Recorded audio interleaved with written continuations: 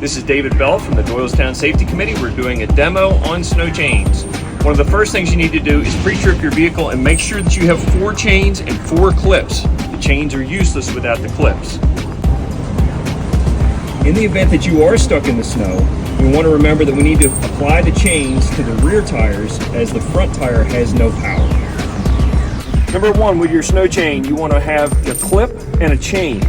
And one of the first things you need to know about that is you want to make sure that you're not clipping and attaching your snow chain, making the clip as one link. It's too weak that way, it will not hold, it'll rip apart. The proper way of attaching the clip to the chain is to put the link through the chain, like so, and then clip. That way the strength is all on steel instead of an aluminum clip. Second thing you need to know is the valve stem. When we're feeding the chain through the tire, we don't want to go through the hole that has the valve stem in it. It will rip your valve stem out and you will lose all air in your tire. Instead, you want to go through one of the other holes. Pull it through. You don't want to be too tight on this. If I make this too tight with the cold weather, it can shrink and I'll have a really hard time getting that off. So I want to back it off and have it a little bit loose. Probably here, putting the length through and then clipping. It'll be nice and strong that way, and I have some play to be able to pull that off when we're finished. After we put it through, we're going to put the second clip on so this doesn't come up and destroy the body of the truck. We don't want to keep this chain on us all day. We only want to have it on for an incident to get us out of a situation, and then we need to take it off directly after the incident.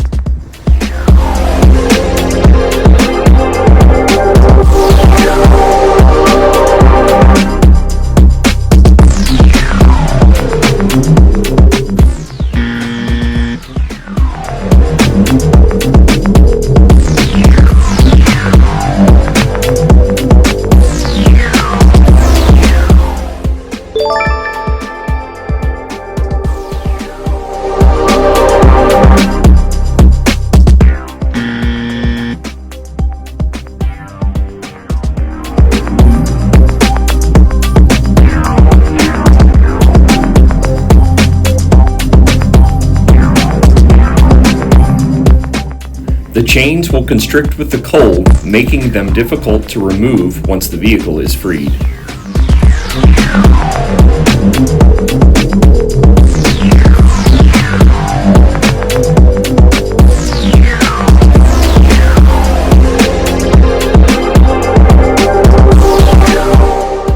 Don't forget to clip the tag end to prevent body damage.